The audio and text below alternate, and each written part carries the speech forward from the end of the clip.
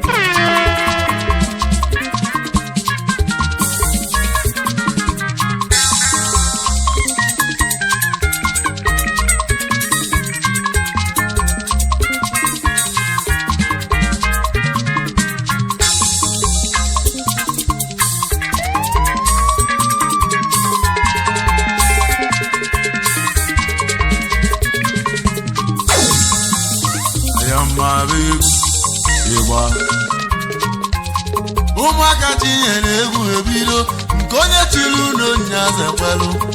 onye eze nwa ma obi n'ogiri ebube egwu ndị Igbo abịa ebube egwu ndị Igbo abịa nwata gbọ na suo n'ụwa ọ mara ọkwa n'otu ije n'ụfọ nwanne m ogborugo ka anyị si eberugo ịba m egwu okorobịa ka anyị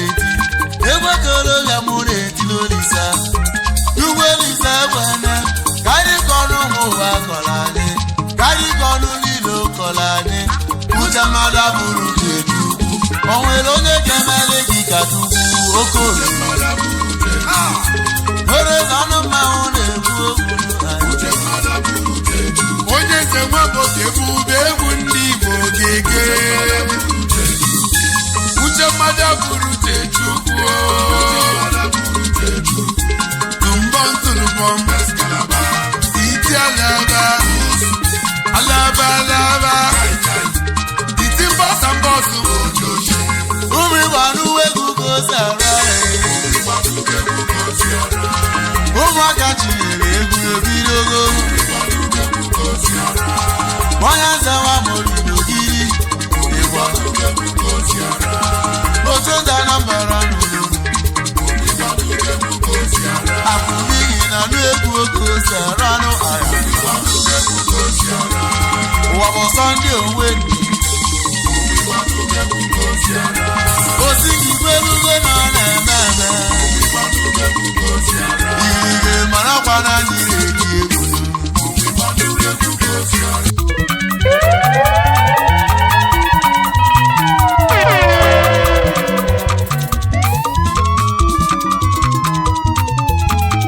Is your boy, DJ S Shine Best International.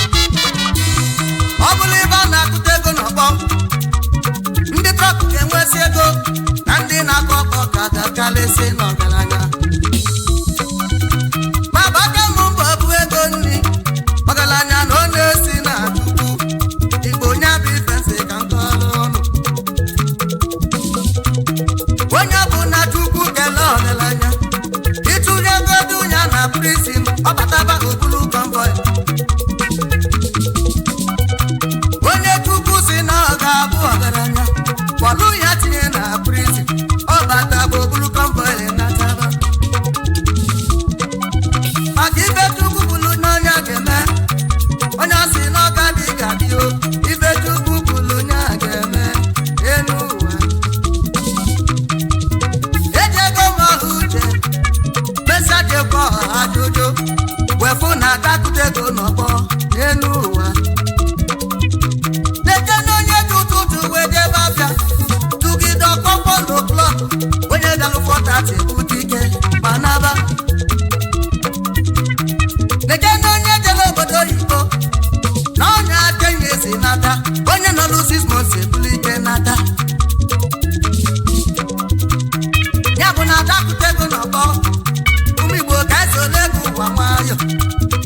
adakutego n'ọgbọ n'enu ụwa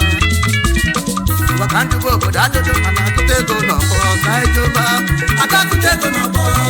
ụmụ Naijiria na-akụtego n'ọgbọ ka mmalụ onye nwere uche na-akụtego n'ọgbọ ka anyị malụ onye na-anụ ndụ na-akụtego n'ọgbọ ka njụba ajụjụ adakutego n'ọgbọ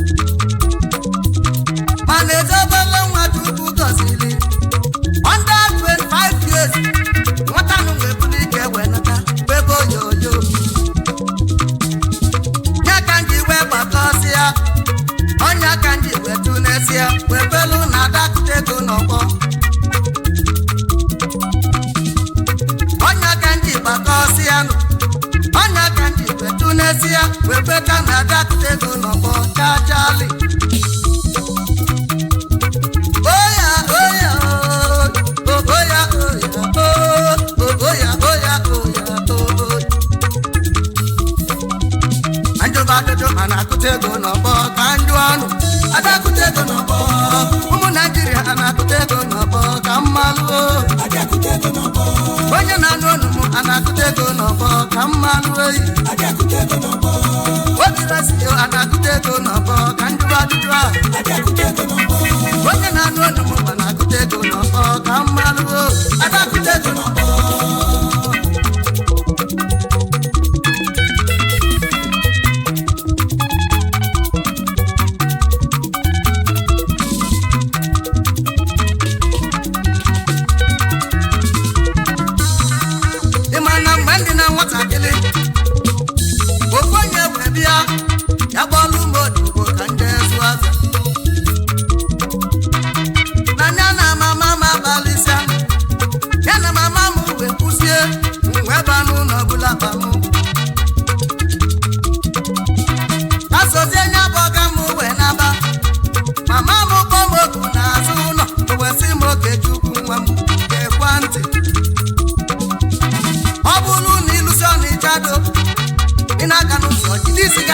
maka ndị ọgwụ ego na America nọ n'ịmalụ ọsị m nwa m onye bụ ogo oguo akụkọ onye anwa agbawalụ ejide gị ewele imela ọgwụ ego akịkọ nwesị mama na manụgo wesala ọga m na wejebe welute n'ọnịcha do akịkọ ụwa akịkọ na akọlụ n'ubi ife meleme maka nke fụnanya bụ eziokwu n'ụwa ma nke nụ na ntị nwere ike ịbasị ka ngwa eselu ụmụaka bụ ụgwọ n'ịjado na briji ihe dịka anyị na-azụ abịa ụtụtụ bụ na anyị na-agbaje n'ilu ọrụ n'ime akwa na onye si ụmụ n'ụzọ onye si mụ bụ ọyị bịa kene chọ nwere ife chọrọ ịjụta ndọkala ọsọ onye bụ ụmụ na mụ na ọsọ na-eme nnọdụ n'ụzọ na mụ na ọsọ na-eme onye ọbụla kpọrọ m otu mụ na ọsọ na-eme ka ngwa anọzie m nọ n'ịcha adụ n'ọnya 2 years na 3 years bata nke 4 years wee ghọta na ife mama m kọlụ mba akụkọ na-enweghị ife ebe ọgwụ ego ọ ga na-enweghị ife ebe ọgwụ ego n'elu ụwa ọgwụ ego bụ a na-eli akụ nyaba akụ a na-anọchi onye na-agba mbọ kpata ego n'elu ụwa ụfọdụ si na na-ebuli isi mmadụ tinye na kọbọd ikpe onye anwa afamike ego ezobe ka mmiri ashị ashị ọgwụ ego bụ kọneshọn ọgwụ ego bụ kọneshọn ibi kọneted ịbata ego n'elu ụwa isi na a na-agba ọgwụ ego agwọ ka ndị ụgba ga-ajụjụ nwa ka ịza a na-agwọkwa ọgwụ ụbịa ma agwọ adakụta ego n'ọkpọ adabịa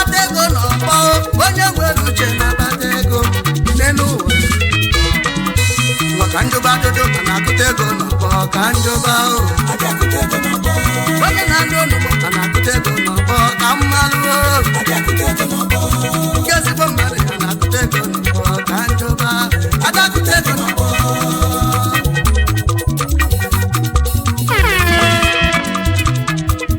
ka ndị ekele ụmụnne m ndị Chizalo bụ na nwa ndị Chukwu nna gọzili na nwa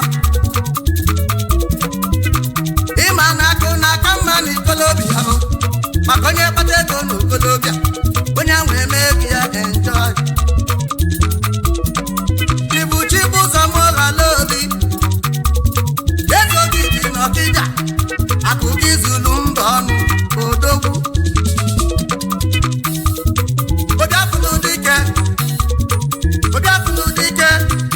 obiafụlụ dike n'Ọkịja ga-eme akụzuru ụmụ ogbenye ọdịna nwata bụla eze ọgbatosu n'ihi adị odogwu abịa ụbagwagwu na Dubai odogwu obiafụlụ dike n'izolusibe akajọfọ na Zungeri obiafụlụ dike n'izolo n'egwu a nnụnụ Chukwu na-agbala ọgụ n'Ọka obiafụlụ dike Ọkịja chọrọ ogidi odogwu onye bụ CEO Perfect Properties Nigeria Limited ya bụ Chief Executive Officer Ado Furniture odogwu oche anyị ga-ebi n'ụlọ dị mma odogwu onye bụkwa CEO Zara Hotel n'Ọka nya bụ ife dị iche n'Ọka odogwu ị na-agba obi ngo n'elu ụwa ịbụ ọnụ na-eli oyimijego na Zara Hotel n'Ọka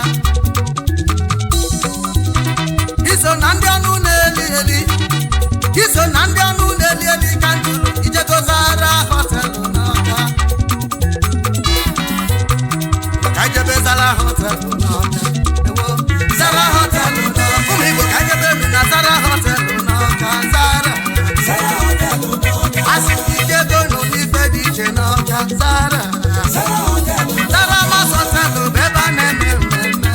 Zara ka jebe ife dị iche n'Ọka Zara Hotel n'Ọka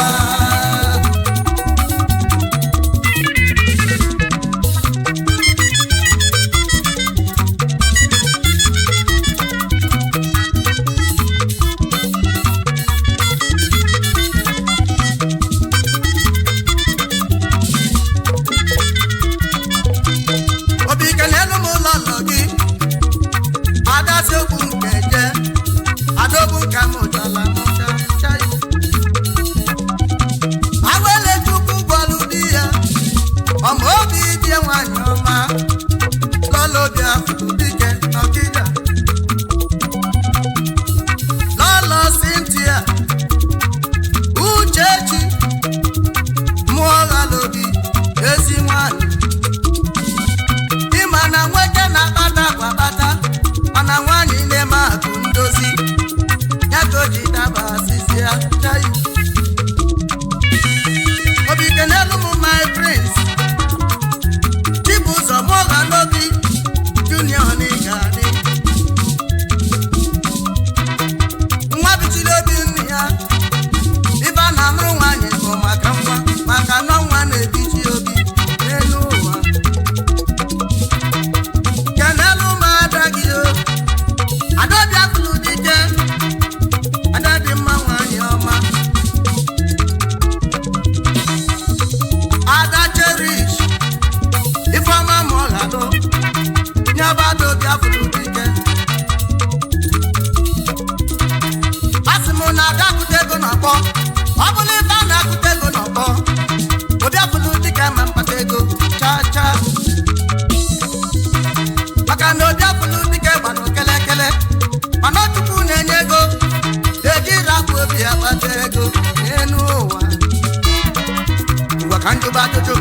na-akụta ego n'ọgbọ ka njụ ọnụ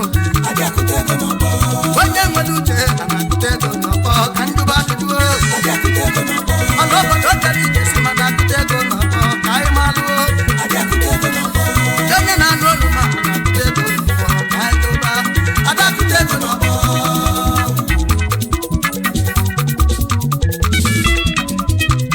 ọdọbụlụ dịka esi m kene High Chief Godwin Eze Agba Odogwu akụgo nwanụ n'ọbọchị mbọsị chili akụgo ọkụ bịapụrụ dike kpọrọ odu ma bịa live mgbe bịakazi egwu na akụgo gbegbado nkata bụla ego na ife fụrụ n'anya ka m na-egwu n'elu ụwa akụgo na ịda awa akụgo na ọda awa akụgo nke ndị ọbọchị Odogwu abịa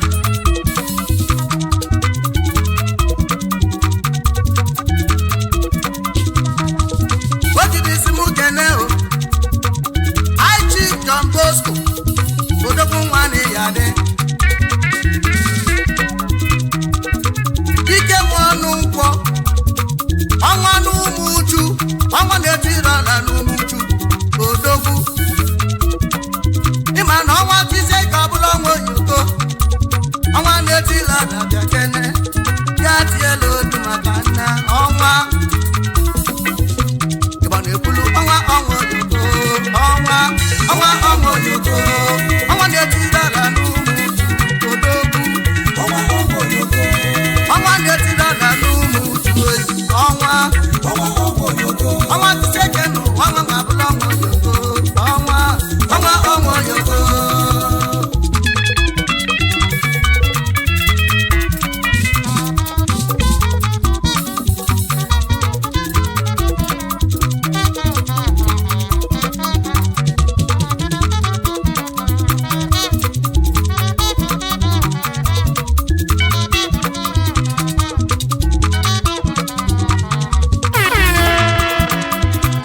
Odabụlụ dịka esi m kene High Chief Nnamdi Alajusi ike egwu ọnụ Odogwu ebube chukwu ụzọ na-azụ obodo ara na-azụ nwa babụ ụmụ ogbenye nnọọ ọkwa ụmụ Igbo ka njụrụ ajụjụ si onye na-eme ọgọ ị ka ga-eme ka bishọp ka njụọ ebe iji unu eme ọgọ iji bụ moto eme ọgọ ị ga-eme ka bishọp ka njụọ Odogwu golu mmoto ebunye oduma timụ baba nganga na-egwu ebube chukwu ụzọ na ị ga-adị agọlụ ụmụ ndị ilo gbatuzi n'ebube chukwu ụzọ maka na ndị ọ na-enyela aka karịrị akarị ka ngwa unu ịmakwa na onye bụrụ bishọp tata ịma na igbulu mmadụ 1 million ọ bụrụ ọsọ bishọp ka ngwa unu bishọp gwalụ na ọ bụrụ ụzọ ya na ndị ibe ya na-aba n'ụlọ lalụba ụla ego chukwu nyere ya ezugoluba ka ngwa unu mana ego onye na-akpazi tata ego ji enyela ụmụ ogbenye aka nnekwa anya ọ bụla eziokwu Odogwu ọ bụla isi ilu ụlọ na n'ọzọ obodo ịlụlụ ọtụtụ ụlọ ụka nye ndị ụka wezibaba ebelu chukwu Odogwu abịa ebube chukwu ụzọ Odogwu bishọp ndị Igbo Odogwu oduma na-ekene gị n'egwu a ebube chukwu ụzọ kenelu m ụlọ nọ gị osodi eme nwaanyị ọma eze nwaanyị na ị ga-adị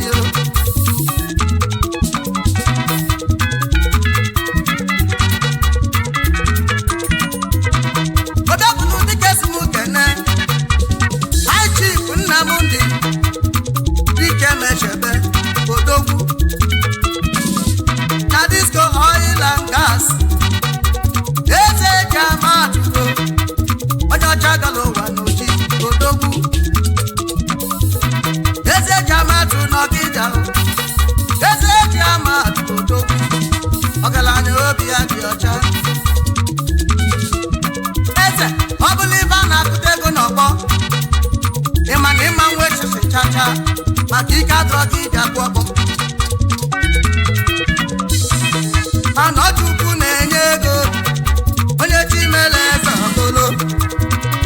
ma solo ụwa nwayọ eze Jamatu Foundation eji alụlụ ụmụ Igbo ọlụọma eze Jamatu n'ihi adịghị odogwu ọkwa n'ime COVID-19 na iburu rice wee nata wee jebe ụmụ ogbenye n'ofu eze ị na-eke rice ka ị na-eke ego eze Jamatu Foundation eze Jamatu n'ihi ga-adị odogwu a ọgaranya obi ya dị ọcha nwoke malụ mma ka nwanyị ife dị ka agakọkwa na m eze ngwa ka anyị jụba obodo ajụjụ ma na-akụta ego n'ọgbọ ka anyị jụba ngwa ka anyị jụba ajụjụ ma na-akụta ego n'ọgbọ ka anyị jụba ụmụ Igbo ka na-akụta ego n'ọgbọ ka anyị jụba nụ ọdụ obodo kara ije si ma na-akụta ego n'ọgbọ ka anyị jụba akụta ego n'ọgbọ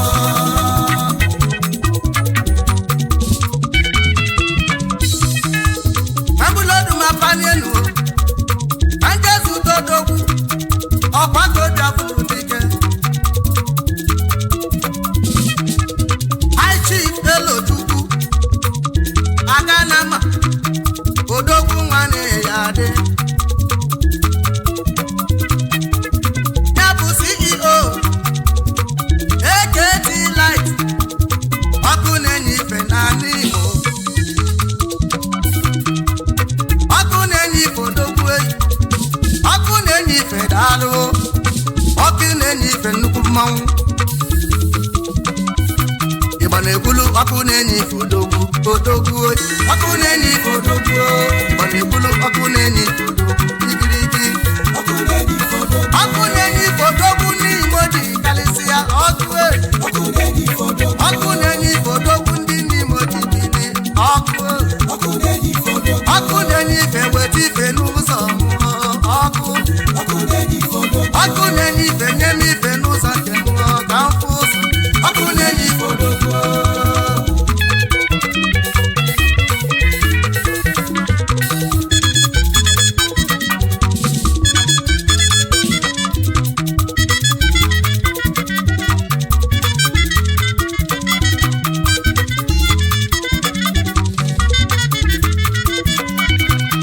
nenu na dakụta ego n'ọkpọ eze kenezi oyimu ọkwa ka obi afụlụ dike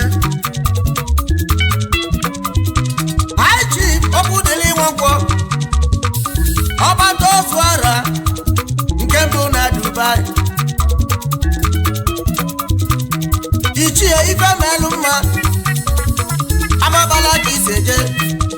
odogwu na ọya adịrị gị mma ezi oyi ya bụ chairman CEO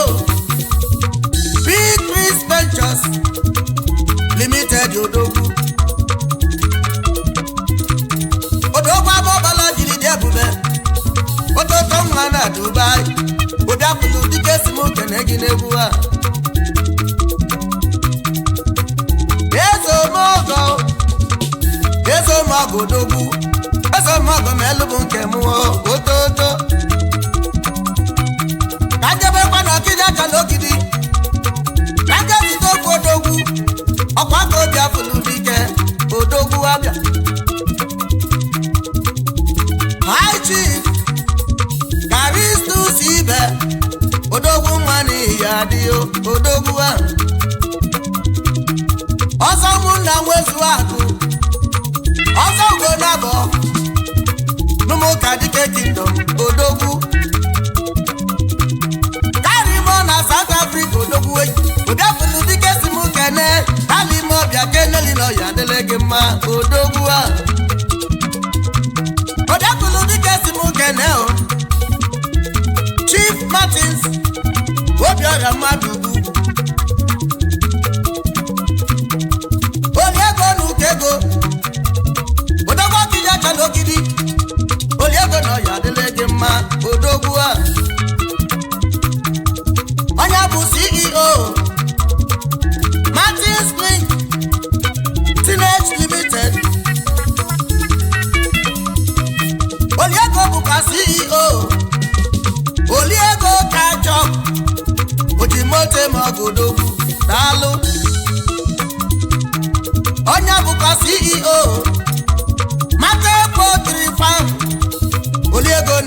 ga-adị o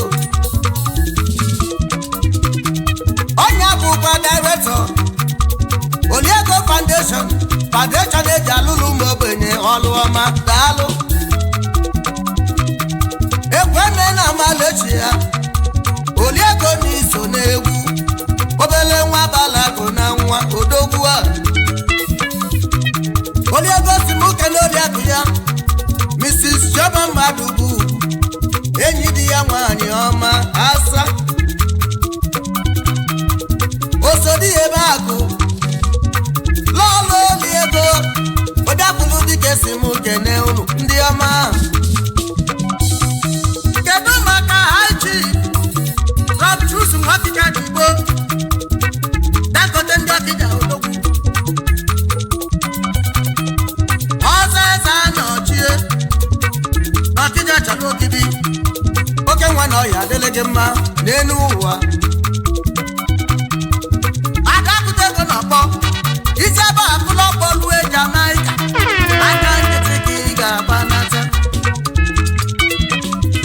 isi ebe akụlọ bọọlụ Kotonu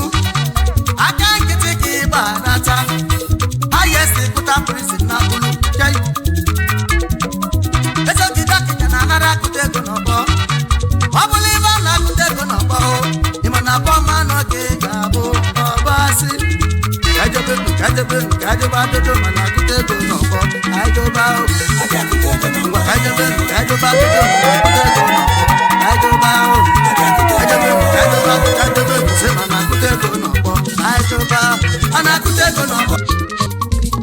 Is your boy, DJ S Shine Best International.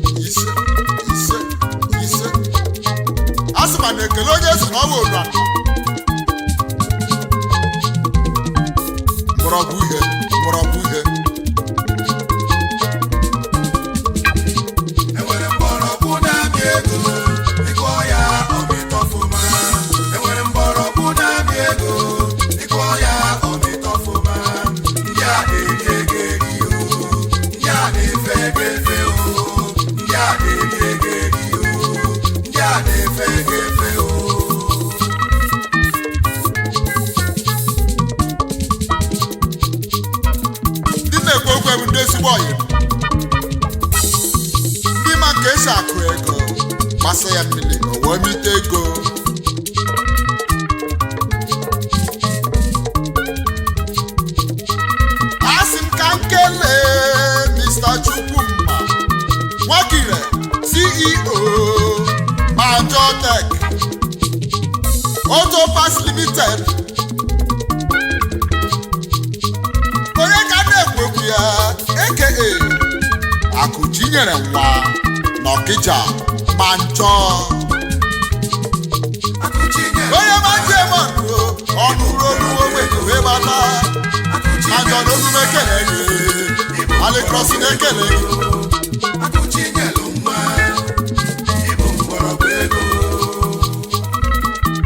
egwu m wee jewe ejeta Budapest na Hungary ka a ga-ele ezigbo nwanne m nwanne ka nwanne ọike akụrụ ụlọ akụ nwata akụrụ na ezigbo yi asị m elu m ekele gị akpachi na azọma bende onye ọma onyama ị nwere mgbọrọgwụ na-amị ego akpa ikụrụ ya metara ọfụma unu kelere m ha kụrụ ụlọ asị m kelere m ha kụrụ ụlọ Chinazawa ezigbo nwanne m akpa isi ozuzo akpa isi n'ezi ama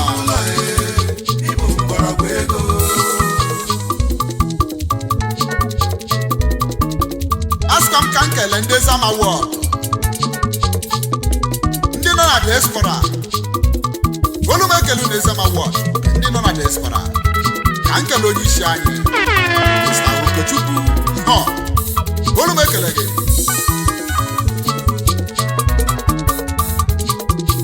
ewere mgbọrọgwụ na-amị ego nwanne ịkọ ya ya amịta ọfụma ndị a na-eri ego eri ndị a na-efe ego efe ndị a na-eri ego eri ndị a na-efe ego efe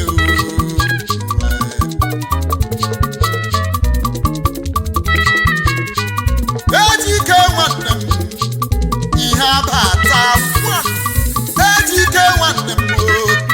ihe abata ka ibi na London onye kpọkwara na ihe abata na ọ bụ ezigbo aha maka na ihe karịrị ọchịchịrị olu m ekele gị ejike maka nchi ezigbo nwanne m edu too much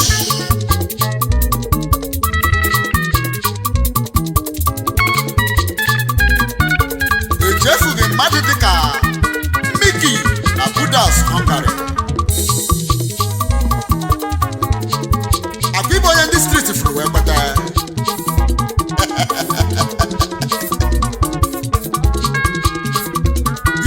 iche wadụ na ala ụgbọakala olu m ekele gị Chidozie olu m ekele gị akwibo iche wadụ na ala ụgbọakala asị m olu m ekele gị ezigbo nwanne m ọ ga-adịle gị na mma akwa isi m kerele gị Ochman your brother Uchenna Okata ọ ga-adịrịnụ na mma ọ ga-adịkwarịnụ na mma Alikrosi ekele ị ma na ewere mgbọrọgwụ na-amị ego ịkọ ya ya amịta ọfụma ị ma na ewere mgbọrọgwụ na-amị ego nwanne ịkọ ya ya amịta ọfụma ịkọ ya mmiri gbasa ya mmiri ịgbasa ya mmiri ya mịarụ gị ego ọ mịarụ gị ego ga-ebido gọwa ego ịghọta ego ga-ebido fewe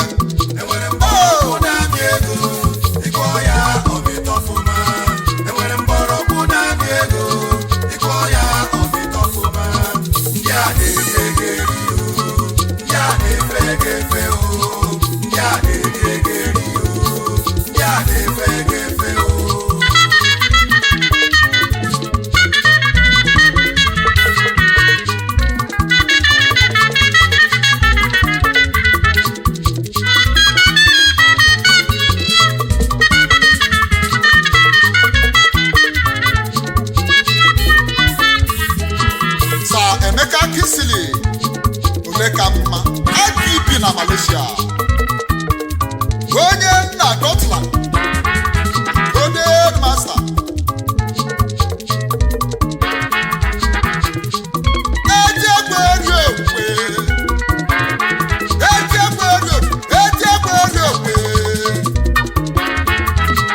akwụsị isi ala ngwa mba usi isi mba ngwaus akwebisie nwafọ ọdịta ezi n'ihi ebisa ịnọ n'Imo steeti olu m ekele gị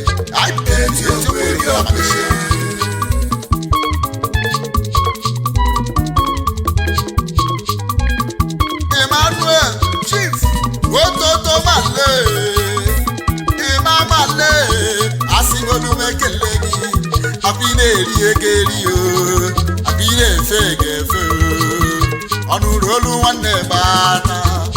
eji ụmụ ogbenye abi na-efe egefe o ototo na-eri ekeri o ahụ dị mkpa ahụ ogologo imi ya dị mma male Ototo Male olu m ekele gị lekros ekele ototo na-efe egefe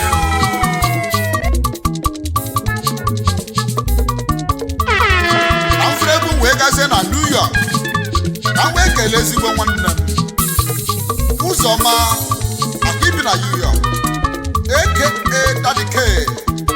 Daddy K CEO Group Holdings olu m ekele gị Daddy K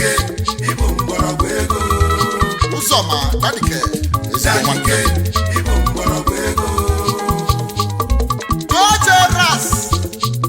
nwanne oze ezigbo yicha aka wee metụrụ mgbọrọgwụ ego nwoke mara mma ka nwaanyị ewu mgbọrọgwụ ego odogwu ịbụ mgbọrọgwụ ego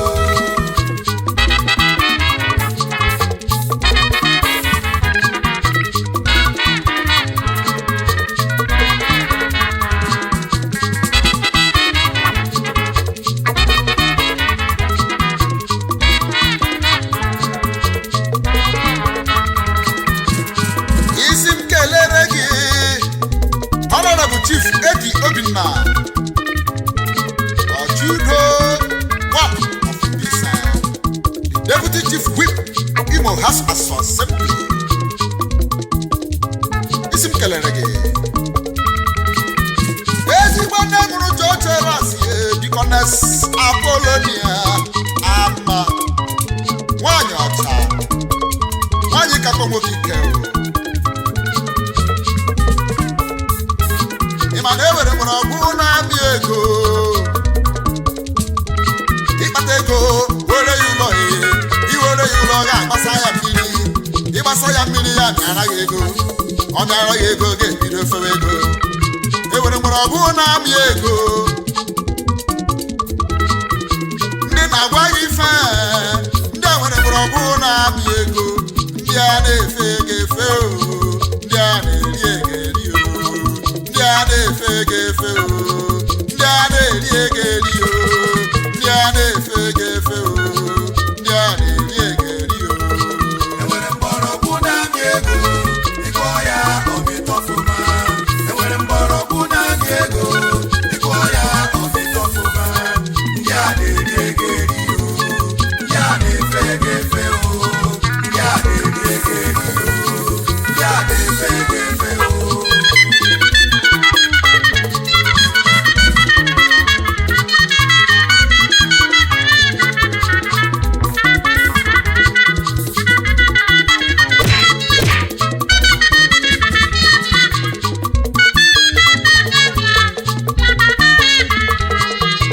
Kele Adangwa Chinwe nwanyị bụ ike Adangwa Chinwendo ọkụ ị na-eme ka nsi eme isi m kelere gị o eze jiwe osi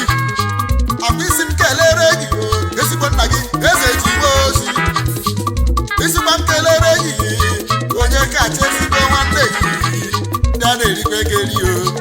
ndị ama nke esi eri ego ndị a na-efe ego efe ndị a na-eri ego eri ndị a na-efe ego efe ndị a ma esi eri ego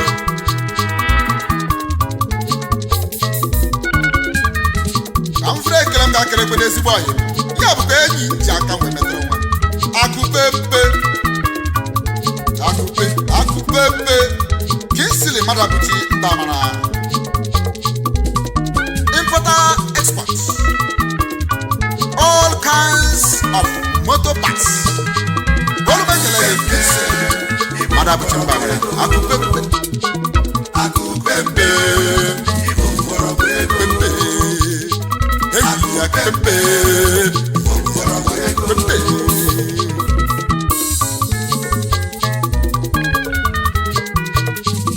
Emile Exclusive Company Akwina Worldwide Emile Exclusive onye isi anyị bụ Emeka Osiwu na kọmpani anyị jikọrọ ụwa niile Emile Exclusive Worldwide anyị n'ụwa niile ezigbo anyị Emeka Osiwu ọ ga-adịle gị na mma tụmọ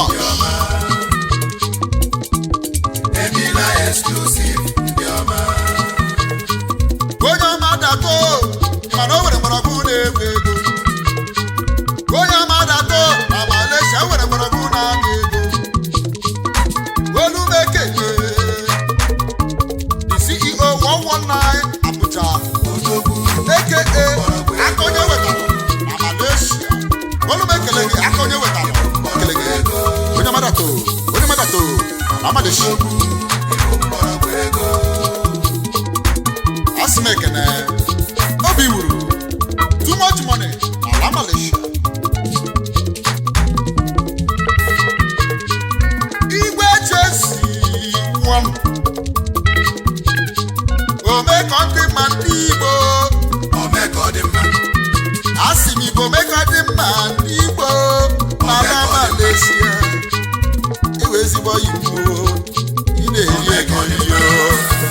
na-efe efe o ị na-eri eri o ya na-eri eri o ị na-efe efe o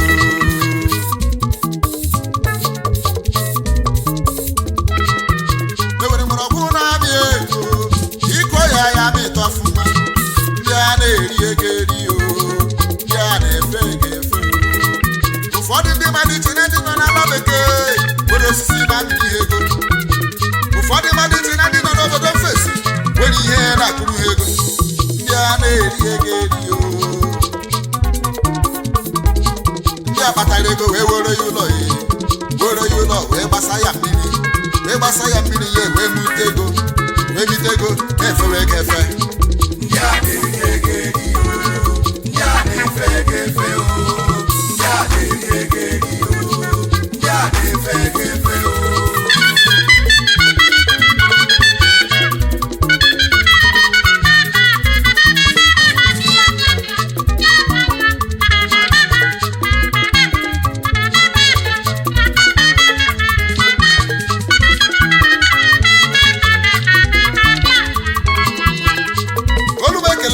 Otega na Malaysia ọkpata ezu ọha nke isisi n'ala Malaysia CEO Otega Oil and Gas Company oju na-eme ọgụ village eme ọgụ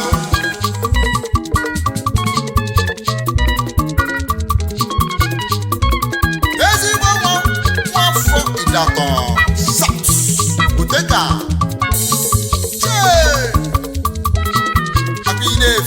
efe o iwere mgbọrọgwụ na-amị ego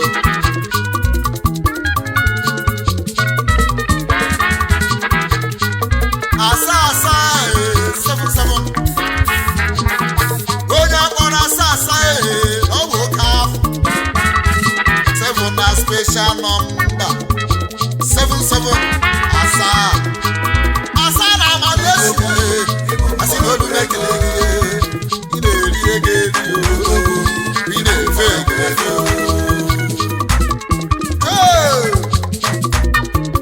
ka m bụrụ ekele m wee gana ke adịndụ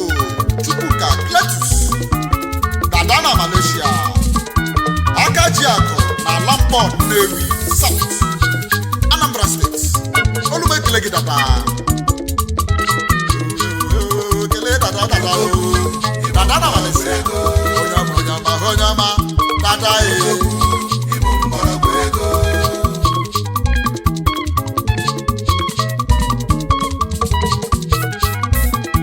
mkpọchakwanụ mama gbọgụgị n'ezigbo anyị Alioha Prince Chinasa Bishop Motors ala Malaysia. Ị chọrọ irent moto, ị chọrọ ịsụ moto, nke na nke Bishop. Akụisi Aba Abia steeti wee pụta. Ezigbo ọyị Bishop. Alioha Prince Chinasa Bishop. Ali Krasudekele gị ooo. Reverend Branch Collins Okezie. Onye tu KCC n'ala Malaysia. Senior Pastor Jesus Fellowship. Asị m n'olu mekele gị ooo. Akwebu Senior Pastor Jesus Family Fellowship na Malaysia. CEO CJ Therapist Service ala Malaysia. Beta isikoro wanile. Anyị nụkwa n'wanile. Onye isi anyị bụ Reverend Bryant Collins Okezie. Onye tu.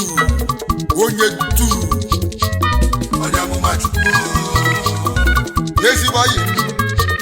Comrade Okechukwu Moses Akoha aka Okesima Music Commander. Music Commander Onyama Okesima Okama Music Commander na ndị Igbo niile ị na-eti egwu ọfụma Okesima ka nkelenu Pastor Paul Ezobi spiritualist ese mmụọ olubekele iwere mgbọrọgwụ na-amị ego iko ya mịta ọfụma ndị a na-eri ego eri o ndị a na-efe ego efe o ndị a na-eri ego eri o ndị a na-efe ego efe o ndị a na-eri ego eri o ndị a na-efe ego efe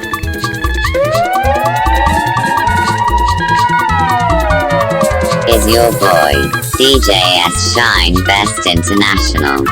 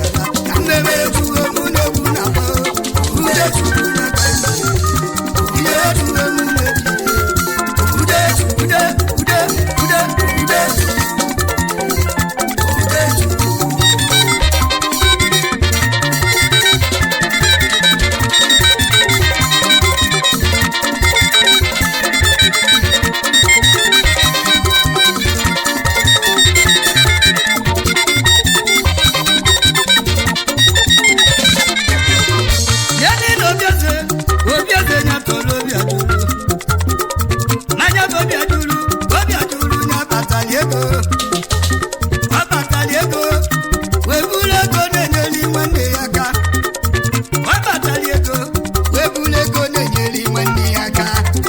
Igbo na-elo obieze anya bụ obieze riri ya mosu Igbo na-elo obieze n'ụlọ ụmụ nwaanyị tọ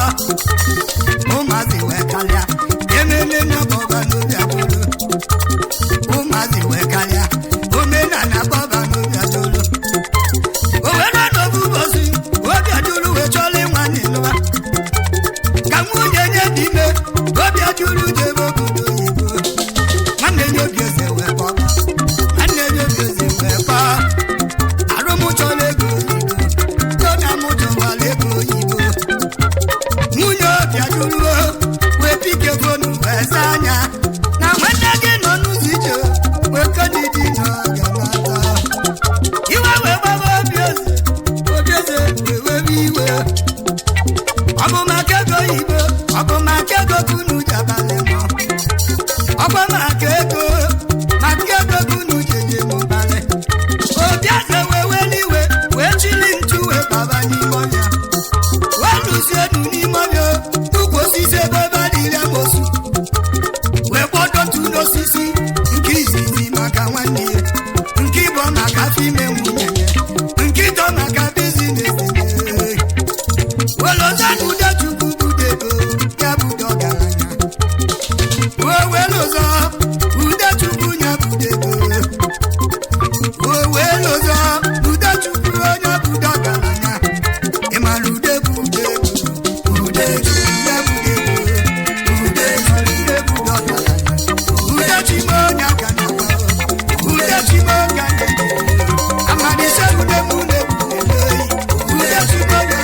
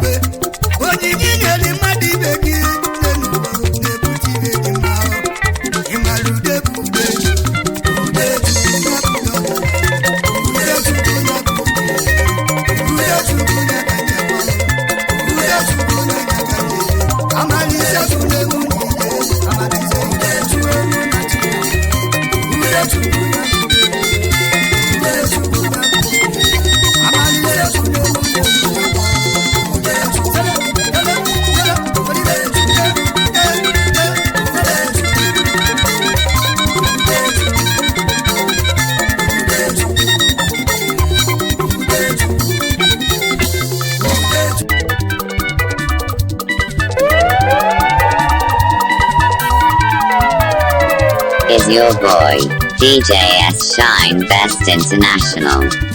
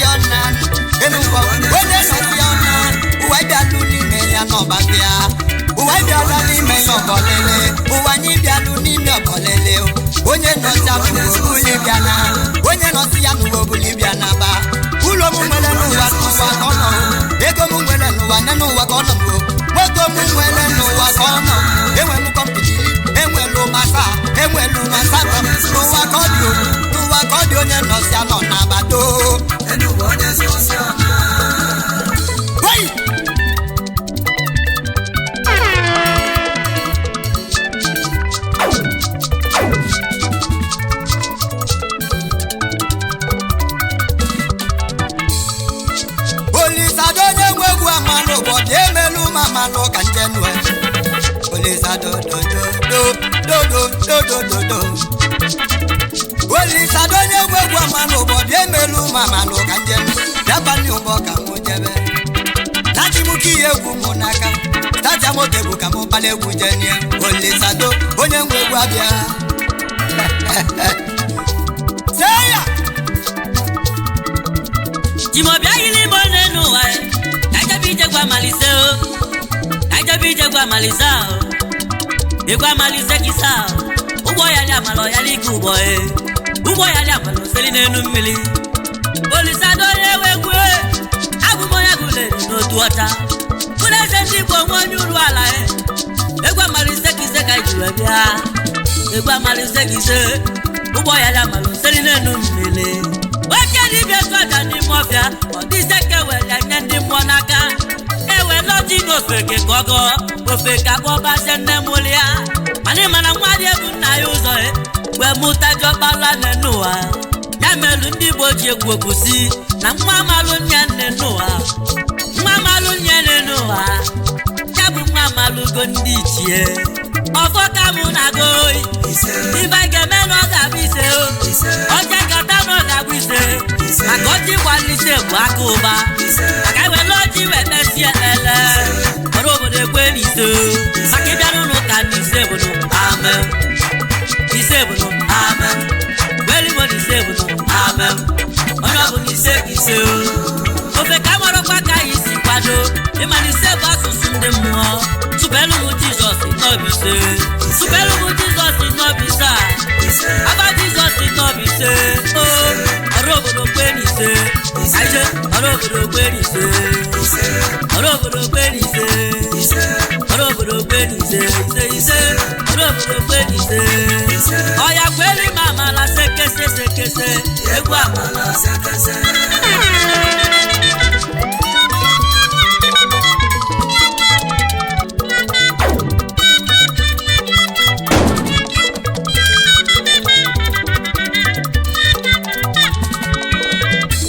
Malumu netili unu nenuwa Nokalu aka Uno makwa ife bu amalu ubo Nenwelu ndi nwegwu amalu Nenwelu ndi nwegwu amalu enwe Ndi nweli aka mu netili Ndi nebu ya amalu ego Ndi nebu ya amalu ubo Ole ndi ka mu nebu nunu Ole ndi ka mu nakonu Ndi bu na amalu ego Ndi bu eriba agwu oyi Egwu amala zekeze Enwe ndị bụ amala egolu Enwelu ndị bụ amala ike Ndị bụ SS power n'aka nụ Ndị bụ bullion van Ndị ji key warehouse Ebe a na-apaki ego Biko bunye m amala ụgbọ Alele Ole ndị ka m na-ekwu onu Ole ndị ka m na-ekwu oni Ka m oke n'ọga ndị ọga Kamukene ndị ọga Dr. Chibueze Ezi Ifedigbo Onye amụma n'ala China Akwa ọcha 1 na China Kingdom Ego mmiri n'igwe Money water in the sky Chairman Executive Officer Akunebi Oku The Managing Director Kumbele Bam Cosmetics Nigeria Limited Akwacha bia keneni Kumbele Bam Odogun Onye nwele gị nwele ife nuwo Akwacha na Nachina Onye amụma na ala nni ya Kumbele Olumekene yi Onye nwele iwele ife nuwo Otimote mogo Akwacha demelu mogo ka mfunu Kumbele demelu mogo ka mfunu Onye ukwu na-ebu mgbu oyi Isi ọ na-wagawa Alụgo na-enwu ọkụ Biko wete Kumbele bamụlacha Bameji ya gwọọlịa Bam onye ire aṅụlụ nwere onwe ya Bam onye rarara nwere onwe ya Bam onye mụrụ ọbalala nwere onwe ya Onye ruru ọbalala dị ya lanụ Kumbele bam niile eme mma Alele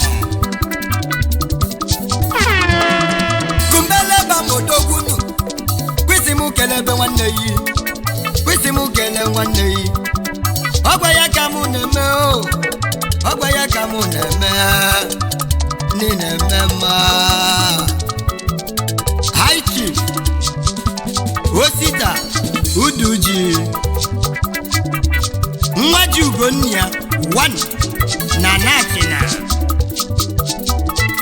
Senior brother Kumbene akwachasị mụ kene iyo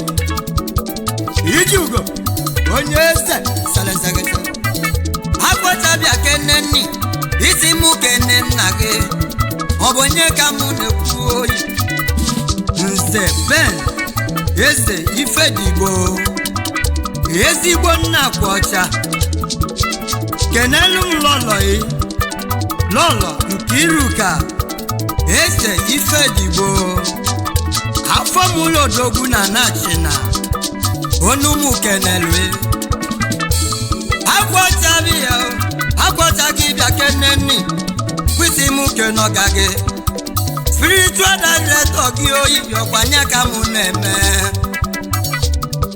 Dr. Sonny Modo Onaze Power ọmụma asalụ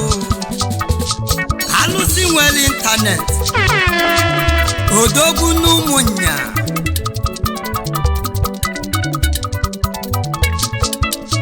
alụsị bịa keneni alụsị nwere ịntanetị odogwunu ana m ekwili alụsị bịa n'ụlọnụ m ọ ga-akwacha na ana m ekene eze ndị Igbo na-ekene gị yo alụsị nwere ịntanetị odogwu ụmụaka na-akpọ gakpọ ụmụaka ị na-alụ ụlọ ọlụ na-ekweli alụsị na-egbe ọga ndị ọga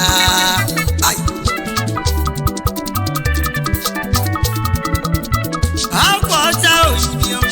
kwesị m kene oyiyi Chidozie bịa kene nni Chidozie bịa kene odogwu ogwu na mama bịa kene n'ogwu gị bịa kene nni odogwu n'ufu nwa bịa orumba ka isi eje olumu na-ekene Chairman Executive Officer Great Eagle Hotel and Suites Mezinifite ogwu na mama ekene mo kumbele bamodogwu isi m bụrụ ekene boyi Alaji Chacha ndị oyi Alaji Chacha ndị eyi olumu na-ekene yi I best n'umuchu aka na-atụ kemikal 1 n'ose ọkwọdụ ana m ekene ụlọ eze ndị Igbo mụrụ a na-akwaba kumbele bamọbịa keneni akwọcha bịa melụ m ọgọ ka mfụni oyi oji mote m ọgọ akwọcha nwanne m ọbịa kene kumbele bamodogwu kumbele bamodogwu onye amụma n'ala nne ya ọkwachi na kisi eje eze ndị Igbo nume kene yo ife mekwa na Roma music entertainment na South Olisado na-enwegwu n'ebe alụmanị ga-adị o Chifu Chinedu Mbachụ ịmala Ebube Chukwu ụzọ n'ọsọ ịgba na-ekwula Ebube Chukwu ụzọ n'ọsọ oke mmanwụ Olisado na-enwegwu n'ebe Ebube Chukwu ụzọ n'ọsọ Mayor na wide Millicent Kingdom Dogujelu Mandela webuli ike n'ata alụma na South ife menọ yimu Chifu ọ bụ nne-eme nwodezugo ogbotobo nwa mụrụ n'Enugu ugwu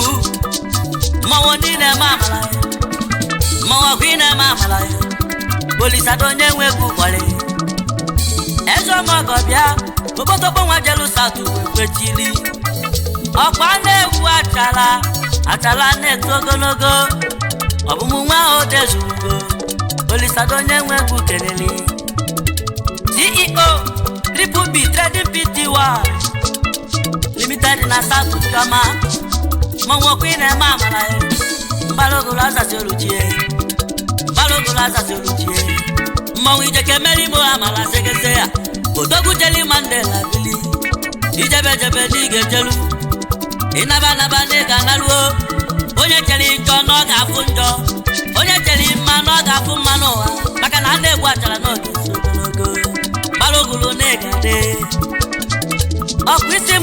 nezoyo kaka nwanne ifemena chifu masweli zumba agwego nkitie obaluma agwego nkitie agwego nkiti oletaba odoku n'osobolo osisoma pulu nani ọma n'osobolo ojune mogo nwonye osobola na-akpụ oligade ojalati agwọya ofonye jalati agwọya na Igbo CEO Christino Global Service Importer and Exporter BTY Limited ọgwana South ke na chuo mbalogolo simuke nei akwa chodogu kwisi mujebuka kamuje kenonye gini adi na mwa obi nosai eze nubi akeneni Chairman Executive Officer Evergreen Bar nke dị na Noga akwacha na-ekwuli tibelu mama na zegenze yekwa mama zegenze kelelu mama na zegenze oh yekwa mama zegenze tibelu mama na zegenze yekwa mama zegenze tibelu mama na zegenze yekwa mama zegenze kelelu mama na zegenze oh yekwa mama zegenze hey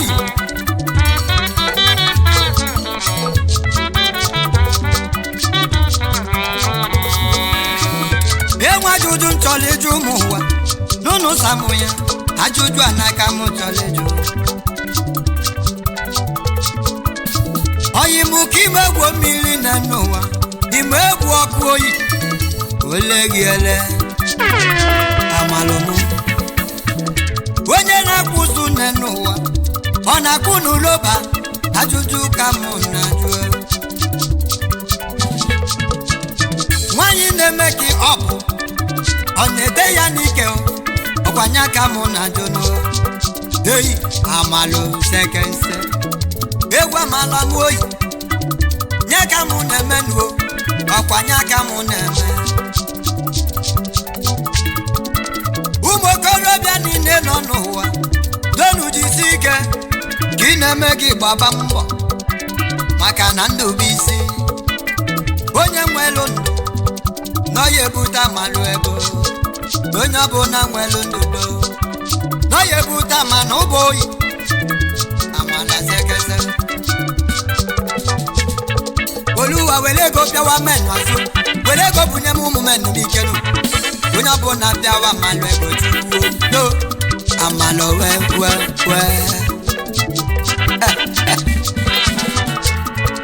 okwu a na-amụ kwuri na gbogbo nuo egwu premier na gbolu azị m ndidi bụ ọgwụ owe nnugo gọbụnụ na-emenụ ezoghị ntụkwasị obi na Chukwu ofu ụbọchị n'ọhịa dị mma otegodo aka o ji dị njọ nne n'ụwa ofu ụbọchị ọhịa dị mma biko nwanne m onye bụ n'ibie alele ụfọdụ na-azụ afịa fa na-azụ ya mma ịmanụ ụfọdụ na-agba bọọlụ fa na-agba ya mma ụfọdụ ndị mmadụ na-eti egwu eziokwu fa na-eti ọfụma iru anyị dị iche iche mkpa na-akpa anyị dị iche Olisado mere anyị gosi onye tafụfụ onye n'ụlọ onye gba bọọlụ ọlụlụma o Chukwu Olisa biko gọzi anyị were amala ego bịawa mazụ egwu amalụ m sekese egwu amalụ sekese egwu amalụ m sekese egwu amalụ sekese wete ya ka m bụrụ egwu m na balaba o bi oyi egwu amalụ sekese amala wansebe amala wansebe amala wansebe sele sele sei amala sei amala sei amala sei amala sei amala sei amala dodo iyo gogo iyo gogo ay ay sege sege sege sege sege sege yego amala sege babalo amala sege sege wo utelo mo ba mano kamo bule na ba ye babalo is your boy, DJ S Shine Best International.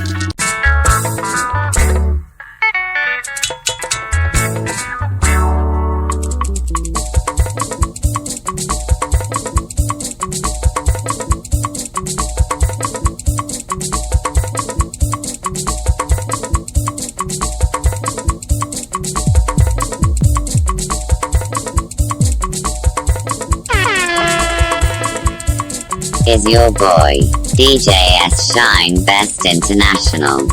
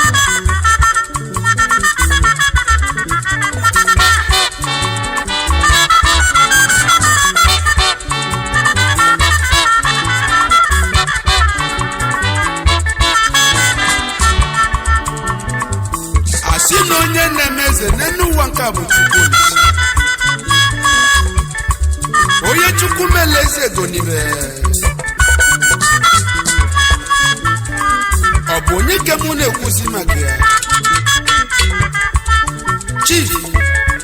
Vincent Ayanwu Ezudode onye chukwu meleze wenyezie ya ego ka o wenyeziele m mgbe n'aka ezi ome ọkọchebe n'ihu nkwa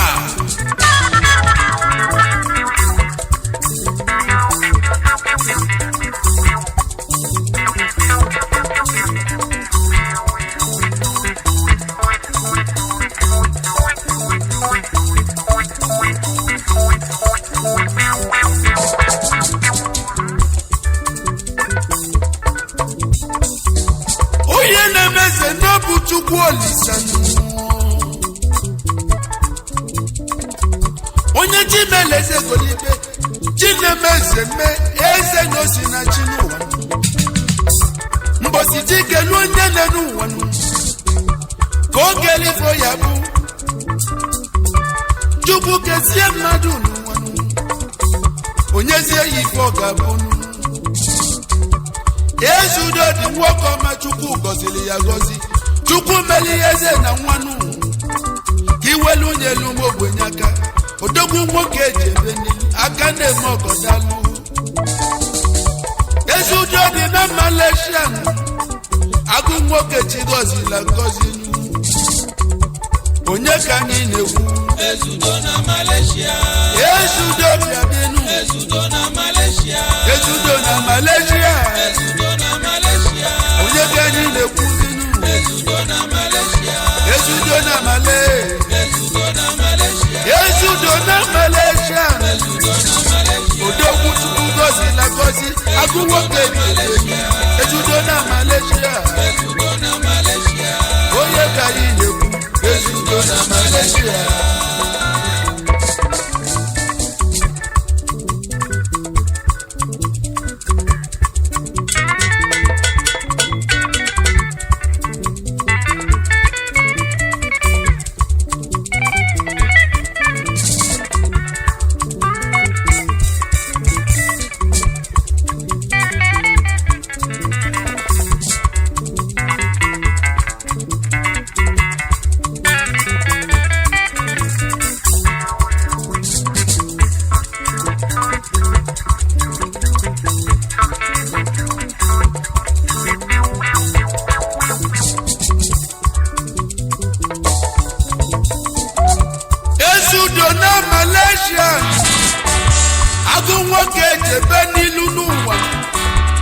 agụnwa mụrụ n'Imo steeti odogwu chigozi lagozi Chief Vincent Nwanyanwụ dajo nwa mamanu Americana restaurant na Gabon God yadinu odogwu nwoke Americana restaurant ebe anyị na-eju ebe anyị na-enwe aṅụli anaghị na na Malaysia God yadinu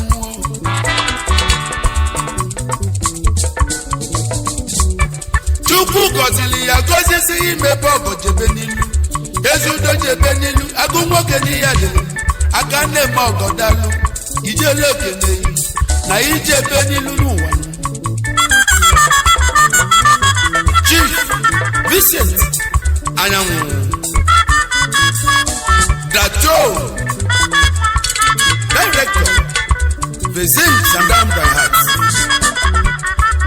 Chairman and Managing Director Americana Restaurant and Bar Gabon, Malaysia. Chairman Visit Properties and Real Estate Nigeria Limited. Chairman Visit Nigeria Limited. Chairman Americana Hotels. Able Treasurer Owerri Welfare Union, Malaysia. Baba Water.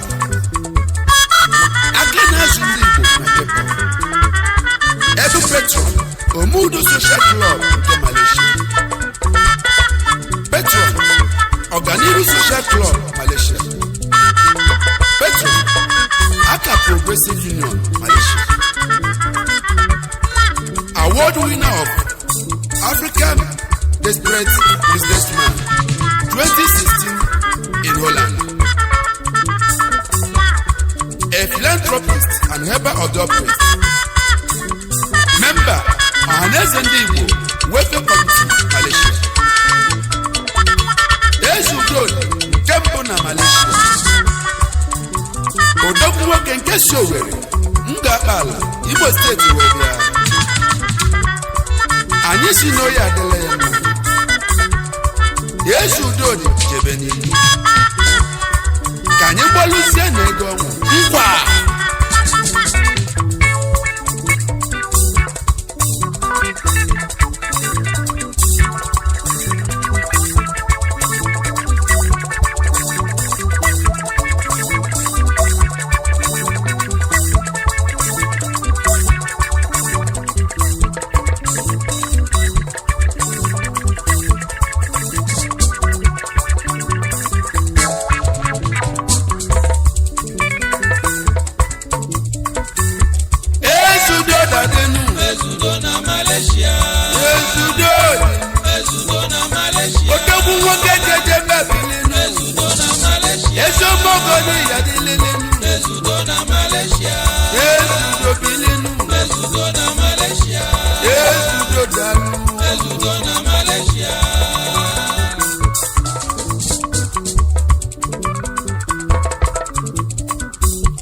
Isi mụ kele ndị oyi gị nụ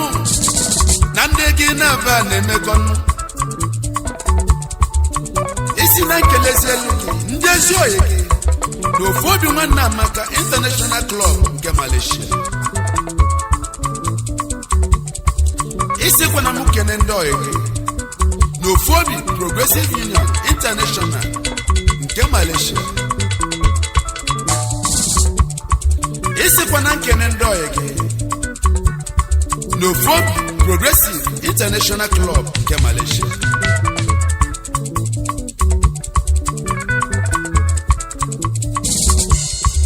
Isnamu kene Igwe Castro eze ndị Igbo na Holland.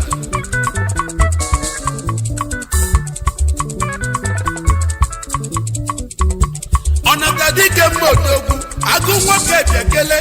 achịkị iseje Odogwu Niduso Dr. Owele Patrick Onwubiko Ọnatadike mma na-achị.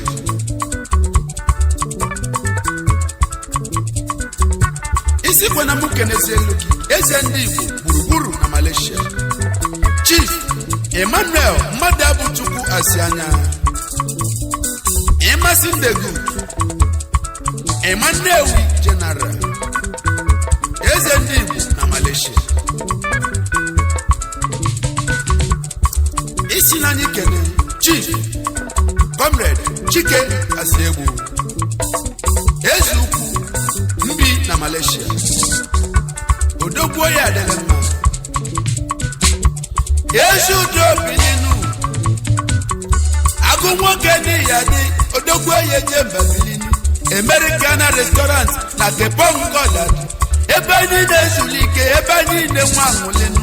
anelia na michaka n'obozi ifemu na-ekwu odogwu nwoke chi gozila gozi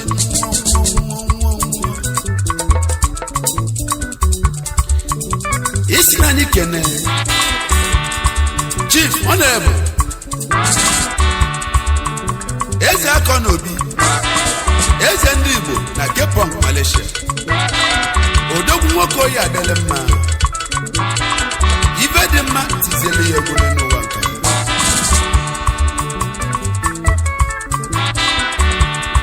isi na mụ kenezie ezigbo otu oyi ji aka gị metela onwe gị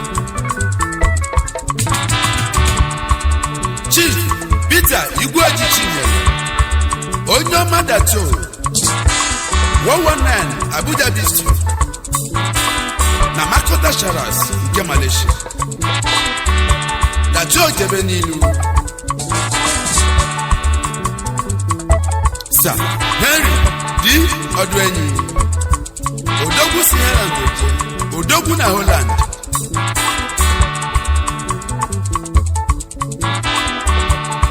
isi na mụ kene Chief Ikenga alụsi agwọ ọta efe na Malaysia ya na ndị kabinet ya niile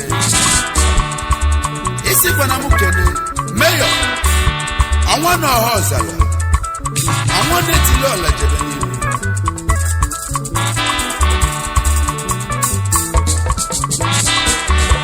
ebe kwedike ebili agụ nwoke n'iya dịlili onye nwelile onwelibe ebe kwedike ejebe n'ilu Chief Douglas Mosu ebe kwedike na Malaysia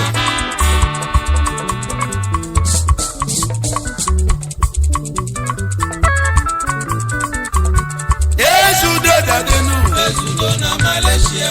ezudo dadenu ezudo na Malaysia ezudo na Malaysia ezudo na Malaysia ezudo liduson ezudo na Malaysia ezudo dadenu ezudo na Malaysia ezudo na ijebe n'ilu nwoke jeje Malaysia ezudo dadenu ezudo na Malaysia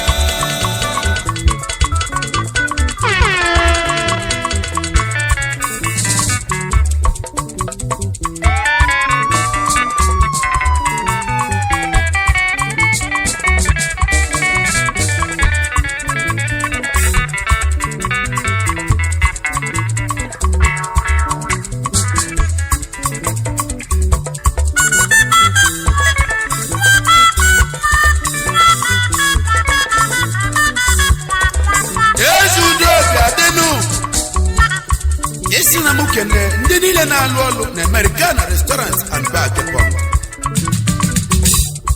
na mụ kelezikwo ndị enyi gị niile ma ndị na-abịa azụ afịa na American restaurant isi na Chukwu ga-egozi fencha n'otu n'otu na ngozi Chukwu lutesi efe aka American restaurant na Kepong ga-adịnụ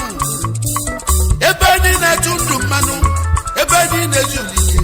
ife ọ bụ na ịchọla chọọ eziokwu n'ọdị ya ịchọla anụ agwụọla gwọ ịchọla azụ ndị n'ọdị anelie na michaka ife dị mma n'anya sojenu ezudo dadinu ezudo na male ezudo na male ezudo dadinu ezudo na Malaysia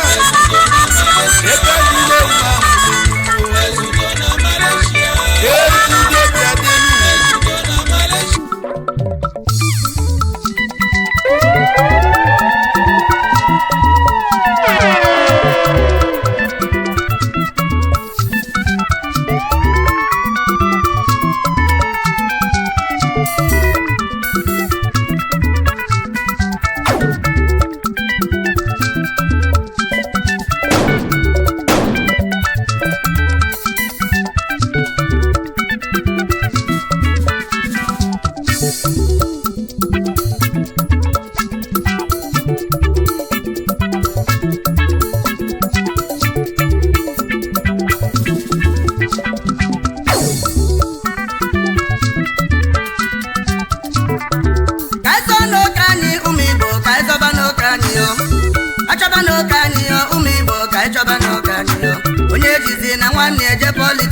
anyị chọba n'oge anyị onye jizi na nwanne ya jelu mgbele ka anyị chọba n'oge anyị na anụgo anyị chọba n'oge anyị ụmụ Igbo ka anyị chọba n'oge anyị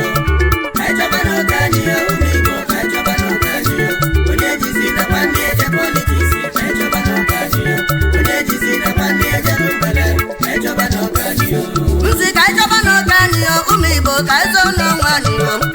anyị chọba n'oge anyị ụmụ Igbo ka anyị chọọ n'oge anyị onye jizi na nwanne ya je politiks ka anyị chọọ n'oge anyị onye jizi na nwanne ya jelu mgbele ka anyị chọọ n'oge anyị na anụgo anyị chọba n'oge anyị ụmụ Igbo ka anyị chọba n'oge anyị anyị chọba n'oge anyị ụmụ Igbo ka anyị chọba n'oge anyị onye jizi na nwanne ya je politiks ka anyị chọba n'oge anyị onye jizi na nwanne ya jelu mgbele ka anyị chọba n'oge anyị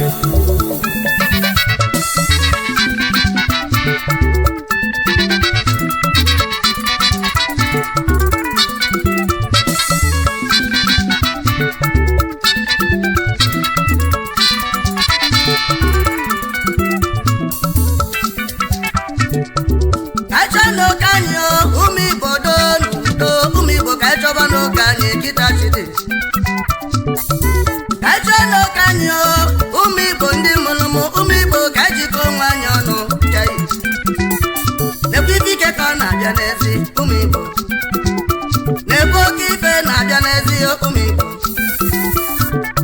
nna m gwalụ m okwu mgbe ndị na nwatakịrị ka papa m gwalụ m wee sị n'oge akụ ngwa na-achọrọ n'akwụkwọ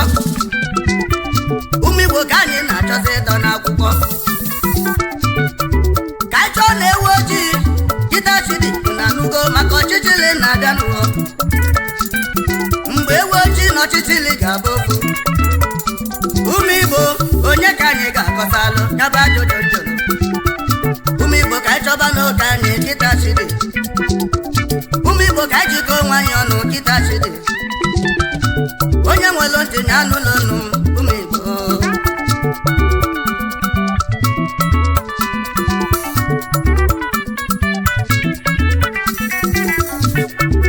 ibe anya m na-abụzi n'ime obodo Naijiria erigazi fasị na anyị bụ ụwa Naijiria okwu agwalụ nna nna anyị ba okwu agwalụ nna anyị ba ya ka afa ka na-agwakwa Igbo taa na anyị bụ ụwa Naijiria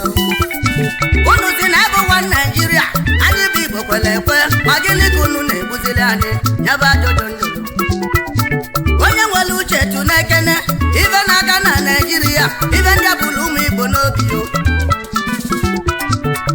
atụ ọbọ mbụ na Sokoto anyị bụ Igbo ka a na-achụ atụ ọbọ mbụ na Kaduna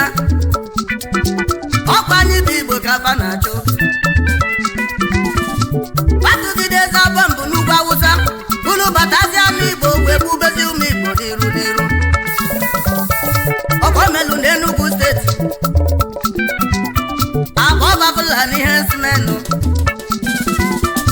ụmụ Igbo ka afa na-achụ Igbo ka anyị chọọ n'oke anyị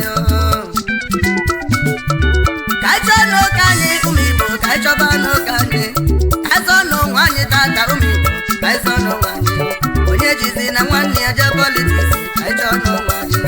onye jizi na nwanne ya jelu mgbele ka anyị chọọ n'oke anyị na anụgo anyị chọba n'oke anyị ụmụ Igbo ka anyị chọba n'oke anyị ụmụ Igbo ka anyị chọba n'oke anyị ụmụ Igbo ka anyị chọba n'oke anyị onye jizi na nwanne ya je politiks ka anyị chọba n'oke anyị onye jizi na nwanne ya jelu mgbele ka anyị chọba n'oke anyị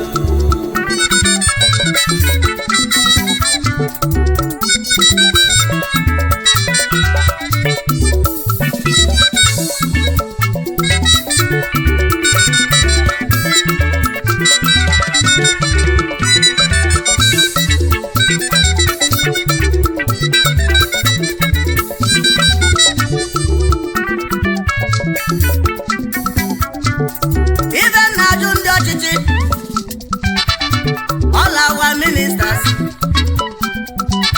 all our House representatives, get even on the chair, or go the leg on the aneno. Yakunu Jibangiti, Unu Basangita, Generation Anigazia, Keduzifu Manigame, Obi Robanija jebe obodo oyibo maka ijesi obodo oyibo anyị ga-anata nna nna anyị nekwa ebe otu niile nke dị n'ala Igbo ya ka ndị anụ nwa jidelu mechizie onye site obodo oyibo nọta ọkwụsị na Lagos steeti ibuluzie moto gị nata ala Igbo ịgacha ore bata Bini ndị anụ nwa ebubo gị n'ọbịa asachiba fonu niile sachiba moto niile onye si obodo oyibo nọta emegide ibulu yahoo boy ndị analụ ugbo gị ka iji welu ATM pịgolo ego gị Igbo ka ịchọ n'oge anyị kịta shidi ụmụ Igbo ka ịzọkwa n'ụmụ anyị kịta shidi ọ bụ ife a ka ụmụ anyị ga-afụ n'ime Naịjirịa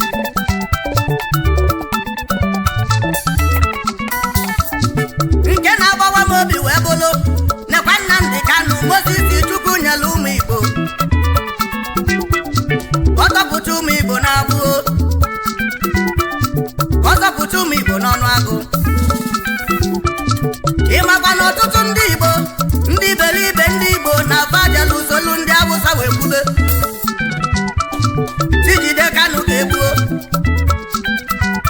tijide Nnamdi Kanu ga-egbuo wee jụbaba ajụjụ kedu ibe unu na-egbulu onye nzọpụta ofu mmachi ndụ ya chụọ aja na anyị bụ Igbo ga-ana alịlị ụmụ Igbo ka anyị kwado nụ Kanu ka anyị nwere onwe anyị ka anyị chọọ onye bụ ewu kịta chidi Igbo ka anyị chọọ n'oge anyị Okpechukwu kwubelu nwụọ onwere onye kwela pụta ya ka Nnamdi Kanu tinyere isi ụmụ Igbo wepụta n'ikem n'ikem ndị anụ nwa na-aya anakpụrụsi ya bajezie si n'azụ bulu Gana Mozuko na bulusi ya si jide Kanu ka egbuo ibe na-agwa unu bụ unu lisi ego a abụghị unu ga-ata ga aka ego a maka na Chukwu ga-enyela anyị aka ibe anyị na-achọ ga-elu anyị aka nya bụ ibe na-agwa mma Igbo onye nwere ntị n'ụlọ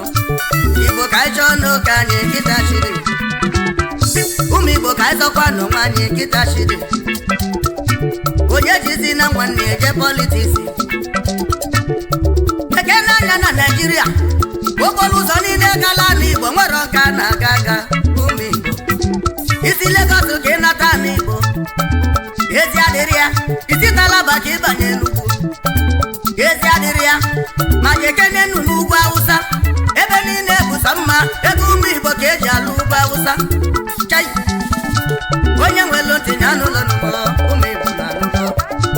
Igbo ka anyị chọba n'oge anyị kịta shiri ka anyị chọọ n'oge anyị ụmụ Igbo ka anyị chọọ n'oge anyị yo anyị chọba n'onwe anyị yo ụmụ Igbo ka anyị zọọ n'onwe anyị onye jizi na nwanne ya je politiks ka anyị zọọ n'onwe anyị yo onye jizi na nwanne ya jelu mgbele ka anyị chọọ n'oge anyị bụ na alụgo anyị chọba n'oge anyị yo ụmụ Igbo ka anyị chọba n'oge anyị yo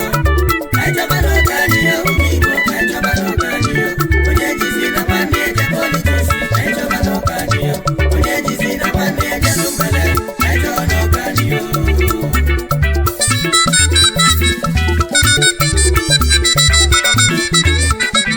ibe na-agwa ụmụ Igbo taa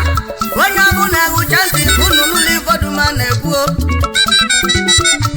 onye ọkụ anyị ụlọ n'aka ka ngwakwu na eziokwu na ọ bụ nya fodo nyaba ọkụ rapụkwanụ ndị mago rapụkwanụ ndị weta ka elie nke m bụ nke m ụmụ Igbo ma nke anyị bụ nke anyị ibe anyị ga-achọba nụ bụ Biafra ọba Biafra bụ nke m mana Naịjirịa bụ nke anyị ụmụ Igbo na nke m kasị mkpa rapụnụ nke anyị maka nke anyị na-ebute nsogbu Igbo ka anyị chọọ n'oge anyị anụ m ekele Nnamdi Kanu odogwu chite ike Moses Chukwu nyelu ndị Igbo asị m gị gaba n'iru na onwere ife ebe ga-eme ọchọ nke a na-enwe ilu ma chacha ọchọ nke a na-enwe ilu okwu nna m ugbo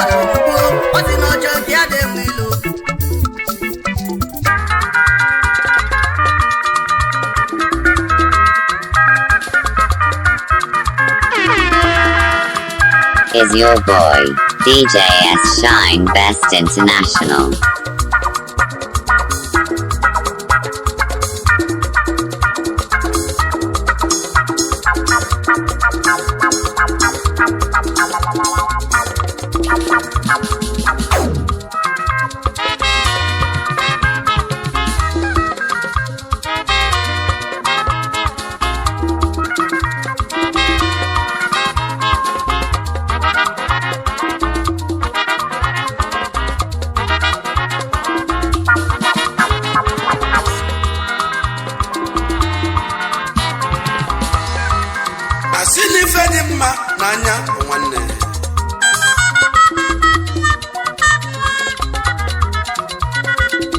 Makana chukwu na agụlụ mmadụ agụlụ n'obodo chukwu onye bụ onyinye nụ ọ bụzi onye ka m na-ekwusi ọ bụ onye chukwu nyere onyinye ka o welu nyelu ndị ọzọ aka ọchịagha ndị Igbo mmiri na-ezolọla nke izizi okwu gboro mkpa 1 na Indonesia anyị si gị jebe n'ilu na chekwa ịnazụ ijele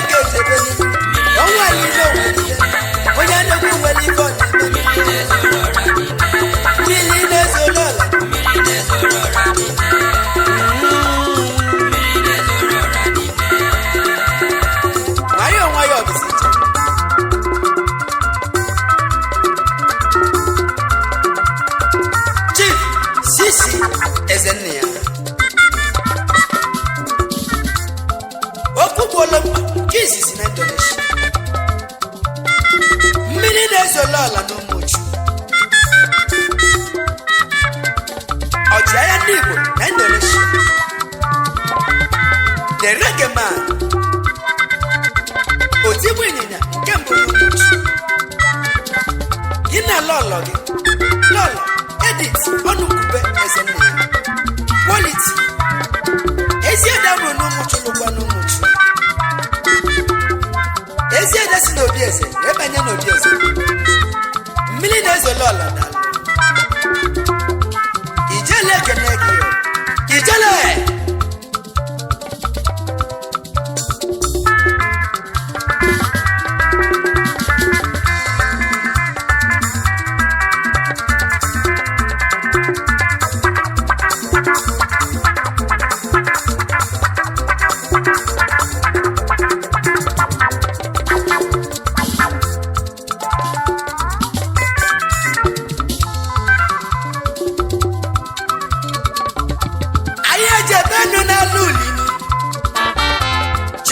Owu ibodogwu omudo n'ilibilinu agụ nwoke jere alụlike isi ejenu Chief Chinonso Ibe omudo nke mbụ na n'obi Chairman Melac Global Limited Ekwuonike one na Indonesia agụeye jembejebe n'ilu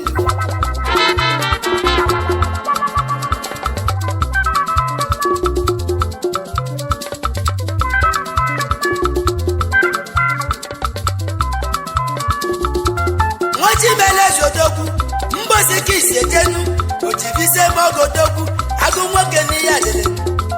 ijele ekele ikwe donkash nwachimeleze nke mbụ na mbosi ihe ala local government otivise mog one mbosi Director Zandos Hotel and Suites Nigeria Limited Oka Director Zandos Hotel and Suites Owerri Odogwu Chigozila Gozi Jebeni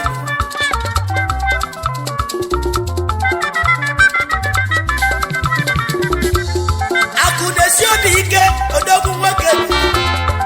Nwachugo nne ya ihe ọmaka isi eje Odogwu nwoke Jebeni Ugo Ventures High Chief Nwachugo nne ya nke mbụ n'ihe ọma Akudesi obi ike Popular Chief na Jakarta, Indonesia. Ugo Ventures Limited, Lagos. Ina lolo gị. Lolo, Scholastica, Angoleka, Ekwebelum. Ezi nwanyị dị ụkọ, di melese.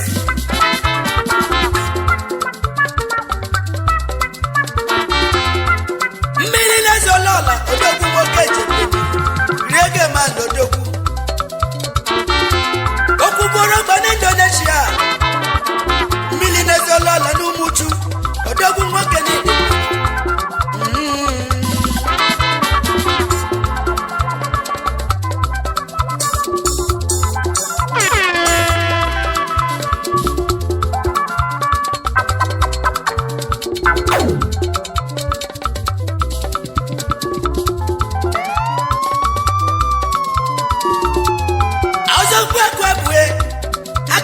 Odogwu na Brazil kisi eje Chief J.E. Ikene Odogwu akwebue one na n'Igbo Akaji akụ ndị Igbo na Brazil Odogwu nwoke jebe n'Igbo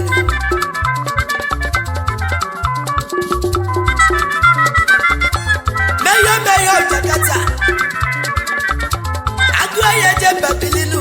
Baba Ken Odogwu Ife kwuru n'ọnụ emere n'aka Baba Ken Meyo na Jakarta, Indonesia ihe eji aga mba nke mbụ n'ụmụchu Odogwu ife jiri ka mba Benin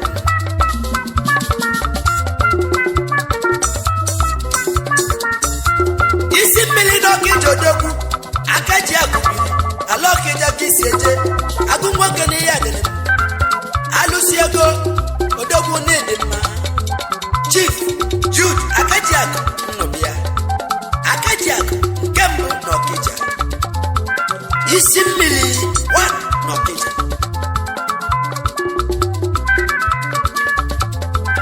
Ugwumba one of Itubo,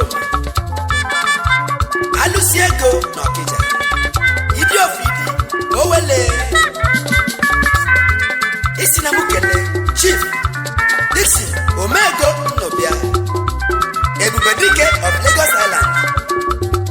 Oko Buluzo, one Nokija, Ani Boja Fuso, Isinamukele, Chief, Ozioma Igwe, Managing Director, Jelo Laundry and Dry Cleaning Service, Jelo Exclusive, Engine Nasuego, one na Jakarta.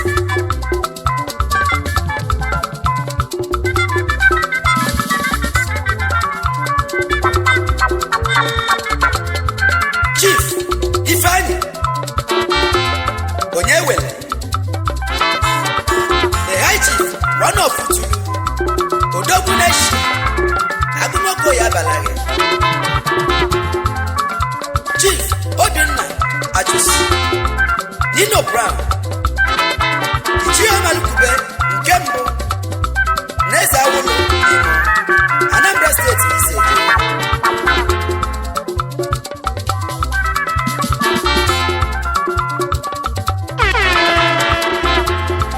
Chukudi Eke Juba, Baba China, Odogu Mabili, Ibugai, one of the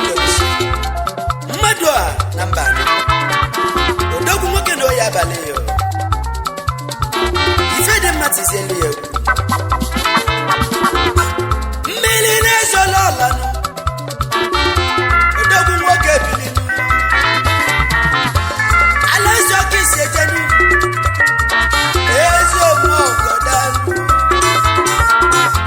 miline zolala. Woke jeje pese beni lurege man. Tuti sejenu. Miline zolala. Miline zolala nine.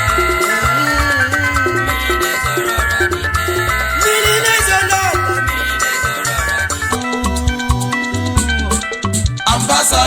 Ambassadors, na Fabi in America. Fabi no boso yifonu, Manuje family in America. Ife family na Nigeria. Takechi Jogeneko, Nke family in America. Ijoku no ugbeni anazina fienu. Ambassador Friends Club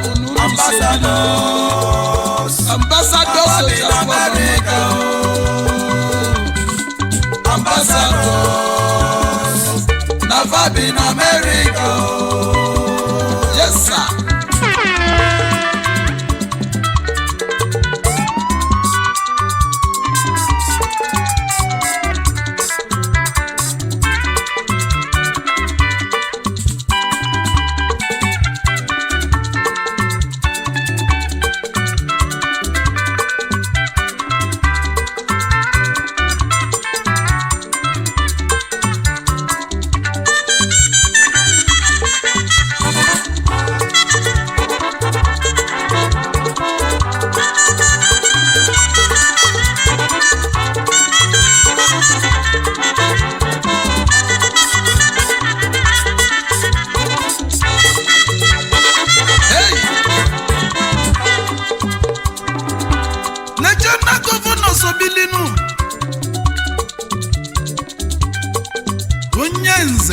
Chief Sir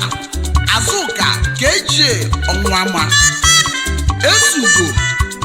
Kwa Upahumonum Nokija Ozogo Odina Nwata Ishi Ozuka Sir Knight Also Akunta Zuroha Founder and first third-time governor Ambassador Club na United States na America INC Life Board Chairman Ambassador Club na United States na America The People's PRO CEO of Media Group na United States of America Chief Operation Officer Evershaw Healthcare na USA. President Evershaw Hospitalities na Nigeria. Chairman Alpha Goodwill Nigeria Limited. Nke n'odozi abụghịnụ Lady Ebere Nwake Gobilinu ọnwa ma ebi nwa the ambassador founding first lady Akalugo Nwanyama Ugosimba na Kata Adure Nuluala. President Evershaw Healthcare INC founder and President Umuada Uruala na United States of America. Ndị ọma gabanu n'ihu. Ndị ọma chelenu jebenu. Ọchịchị unu neni anọdị anyị mmanụ. Anyị wekwulunu n'azụ. Ndị ọma gabanu n'ihu. High Chief Ifeanyi Onyeka Ọzọakwụ na-edozi obi 1 n'ihe mbosi. Deputy Governor Ambassador Club na United States America. Founding member Allied Board member Ambassadors USA. CEO Ozo Group of Companies Limited. President Ozo Football Club na Lagos, Nigeria. Director Ozo Foundation na Boston na USA. Vice President Ozo Sports Management LLC. Nke na lolo yinu Elizabeth Onyeka bịa Chinyaka nwanyị ọma nyoma need mmanụ ọ dị ka chọrọ nwanyị ọma nyoma n'isobili founder Ozo Sports Management LLC Lọlọzọ the senior chief Sam Beluchukwu Ishie Ezugo Ibe Maleziokwu 1 n'Umoji Akachialo 1 Igwulukofodu Secretary General Ambassador Club Life Member Board of Directors Ambassador Club na USA. President U-Divine Enterprises of Nigeria. Auto Dealership and Shipping Company. Ngino Dozi Akwụye. Chief Udenweze Ogelimobidia Lolo Ann Beluchukwu. Prestige Umagbala, Managing Director U-Divine Enterprises Nigeria. And Associate Member Ambassador Club na United States of America. Ndị ọma gabanu n'iru.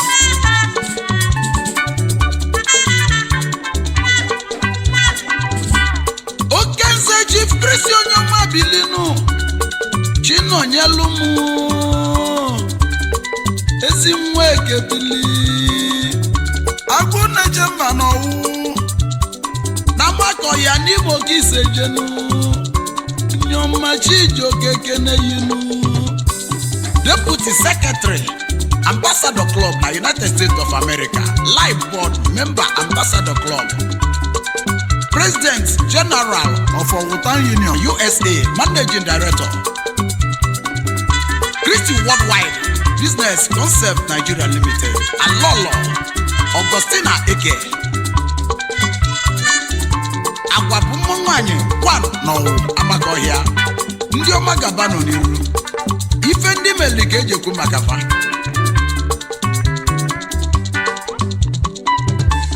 Chief Sajude Ejiofor Bilinu Mayor need mmanụ Ọkpazụ King Red onye ọma seje Ishi ọranye lese nwanyị ọmọdé n'igwulu bogodu bịa onye ọma bili Founding Treasurer and Ambassador Founding Member and Life Board Members Ambassador Club of United States and America ndị ọma bili anyagenu na Lady Mrs. Amaka Ejiofor Expensive agadi ugwu o kwesịrị eze nwanyị osodiemakụ nwunye ọranyere eze anyị kelere ụnụ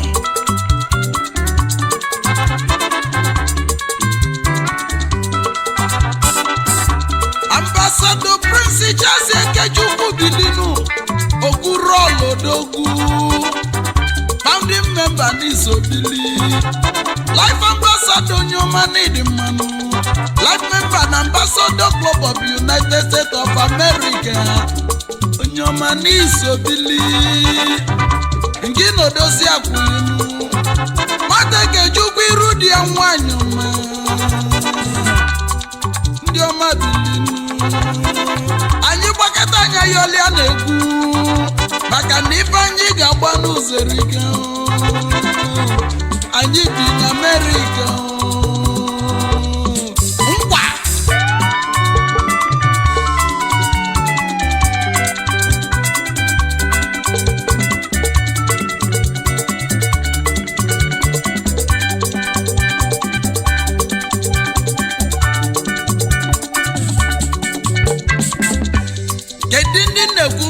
fa ambassadors na fa bi na America ambassadors na fa bi na America aji bi na baro yifu ifanye nwene n'ụwa n'ọkalala kalinu ndị ụlọ akwụkwọ na ndị bụ ife na ba kalala kalinu maka gịnị ejiri ọnụ tinye America ifeanyi nwere obido n'elu ụwa mana anyị ji aka n'elu ụwa ife bada n'elu ụwa ya ka Chijioke na-ekwu ambassadors na anyị bi n'Amerika esa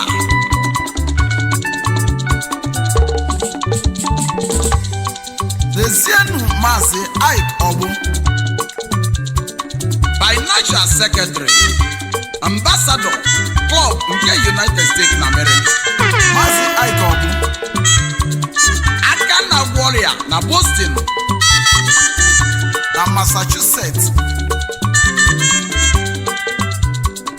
Ebekwedike, a generous philanthropist.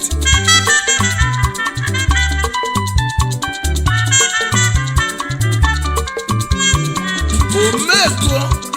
n'Okego, onye Chukwu gọziri agọzi. Ezi nwa si Ọkpatụ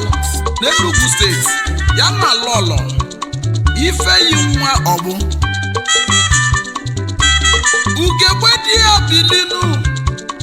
dịbụkwu nwanyị ọma n'isobili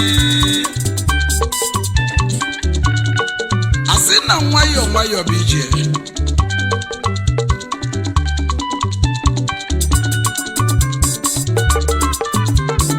n'Ọkpatụ n'Enugu steeti ka isikwa nwanyị ọma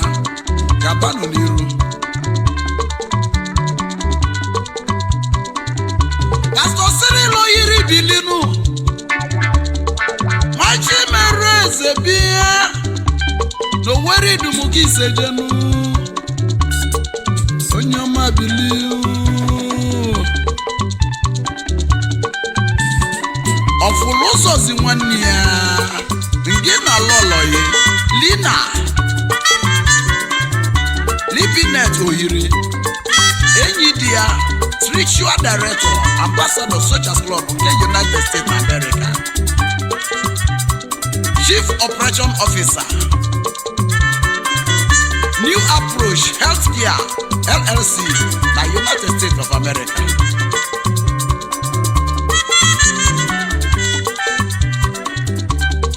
Dezienu Chief Oke Macbeth Chika nwanyị ụmụji bịa na Anambra steeti ka Isejenu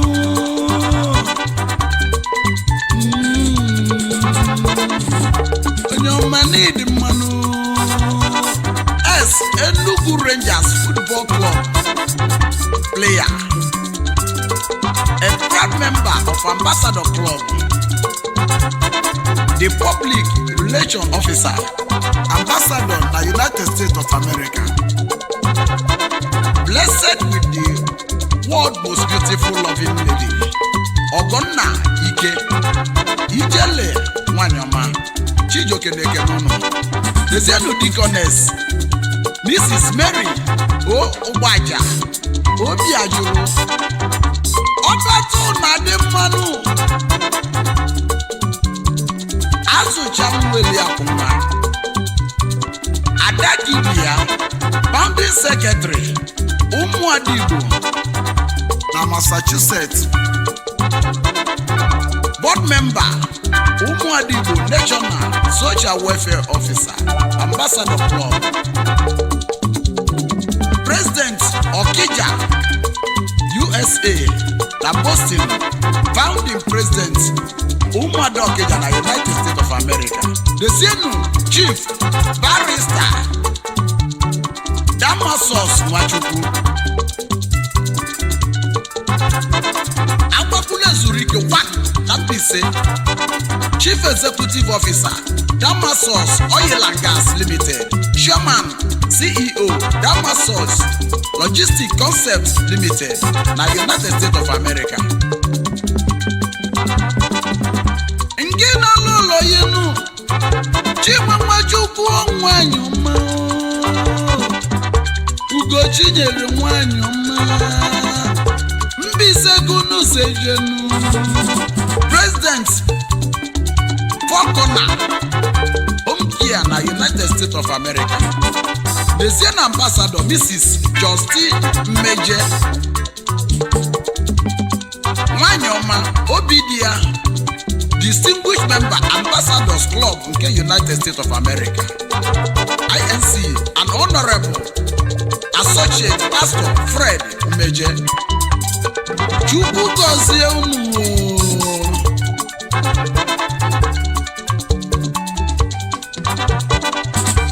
Prince Robert Udureke Bilinu, Akwonye Karele, Doria Kudia, Rosemary Dureke,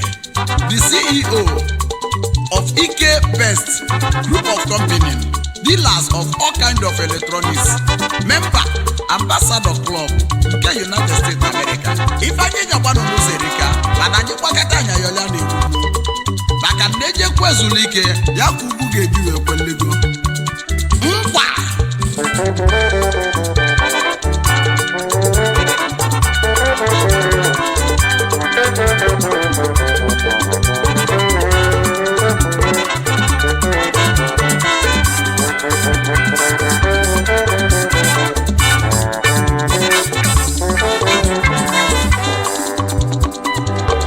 Chief Chairman Joku Bilinu,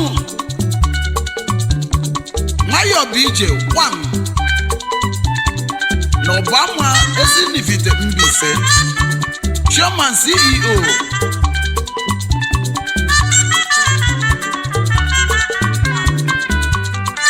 Goswaya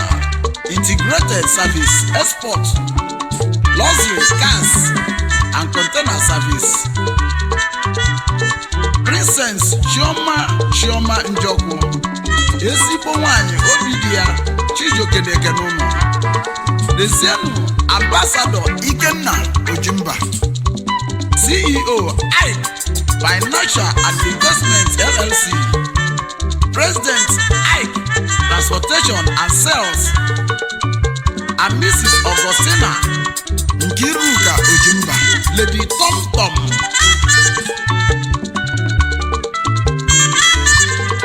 Akụkọ na nwale mana akpaghalị mgbe niile ịga nke ọma, ndị ọma gabanụ n'ihu, anyị ga-ananụ oge ọzọ na anyị ga-anọle maka na ndị Ambassador Club na United States na America ife balụla akalịka ba na-enyere ụmụ ogbenye aka, ba na nzọ ndị a na-emegbu emegbu. Chijoke nyekwube maka ụnụ, anyị ga-ananụ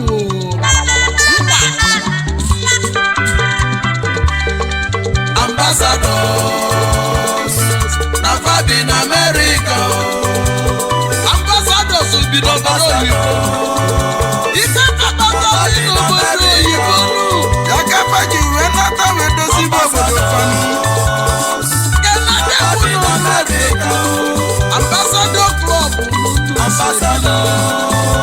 akụkọ gwụrụ ọba na-elu mana onye ilo obodo n'oge gụnye ambasada bụ na United States in America ndị ọmana